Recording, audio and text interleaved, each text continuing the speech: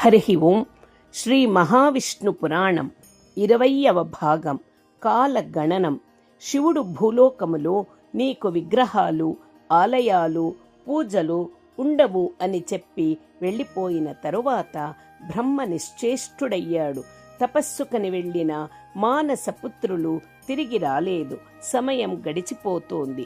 బ్రహ్మ కాలమానం ప్రకారం బ్రహ్మకు పగటి కాలం గడిచిపోసాగింది. రాత్రి సమీపిస్తోంది. మార్గదర్శనం కోసం శ్రీహరి ధ్యానములో నిమగ్నుడయ్యాడు. శౌనకాది మునులు సూత మహర్షిని కాలగణనము గురించి వివరించమని అడిగారు. బ్రహ్మదేవుని కాలగణనము గురించి కూడా చెప్పమని కోరారు. సూత మహర్షి ఇలా కాలగణనం గురించి వివరించి చెప్పాడు. బ్రహ్మ కాలమానం ప్రకారం బ్రహ్మకు పగలు 7 మన్వంతరాలు, రాత్రి 7 మన్వంతరాలు కలిపి బ్రహ్మకు ఒక రోజు అవుతుంది. 360 రోజులు బ్రహ్మకు ఒక సంవత్సరము. బ్రహ్మ ఆయుష్ 100 సంవత్సరాలు. ఇక భూలోక కాలమానం ఒక లఘువు పలికే కాలం లేదా కనురెప్ప మూసి తెరిచే కాలం 1 నిమిషమవుతుంది. 18 నిమిషాలు 1 కాష్టమవుతుంది.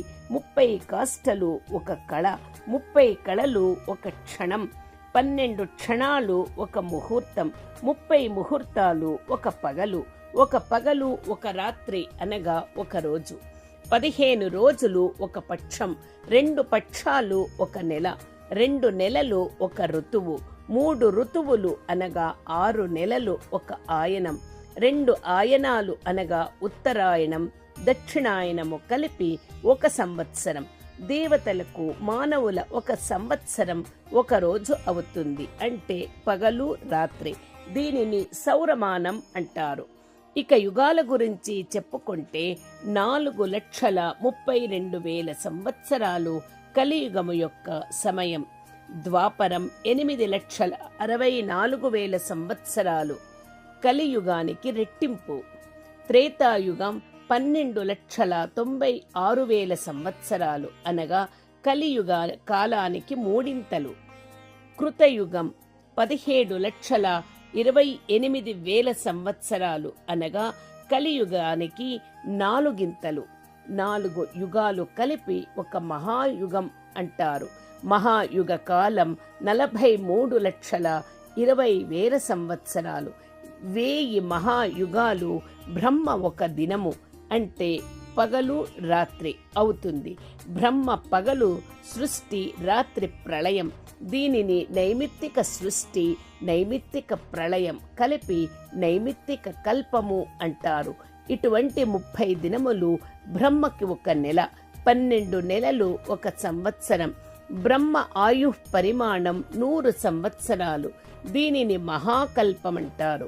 మహాకల్పానికి పూర్వార్థాన్ని పద్మకల్పం, ఉత్తరార్థానికి వరాహకల్పం అని సంజ్ఞలు. అధిదేవతననుసరించి ఏర్పడిన కల్పములు 4 ఉన్నాయి. బ్రహ్మకల్పము పరబ్రహ్మ స్వయంభూడై సృష్టి, స్థితి, లయములు చేసిన కాలము. విష్ణుకల్పము పరబ్రహ్మము నుండి అవతరించిన మహావిష్ణువు ప్రధాన అధిదేవతగా సృష్టి, స్థితి, లయ కార్యాలు చేసిన కాలము. రుద్రకల్పము పరబ్రహ్మము రుద్రునిగా ప్రధాన అధిదేవత అయి సృష్టి, స్థితి, లయ కార్యాలు చేసిన కాలము.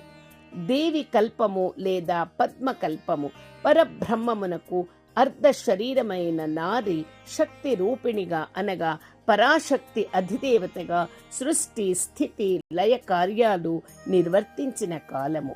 పరబ్రహ్మము సంకల్పించిన సృష్టి సంపూర్ణముగా మహాశూన్యములో లీనమవ్వడాన్ని మహాలయం అంటారు. మహాలయము జరిగినప్పుడు సృష్టి అనేది ఉండదు. సమస్తము పరబ్రహ్మములో లయమై మహాశూన్యము ఏర్పడుతుంది. నిరాకారుడైన పరబ్రహ్మము ఒక్కడే ఉంటాడు. మహాలయ కాలము పరబ్రహ్మానికి 1 రాత్రి. పరబ్రహ్మము తిరిగి సృష్టికి సంకల్పం చేసినప్పుడు పగలు ఆరంభమవుతుంది. పరబ్రహ్మ తత్వమునకు కాలగణనము వర్తించదు. హరి ఓం తత్సత్. శ్రీకృష్ణార్పణమస్తు.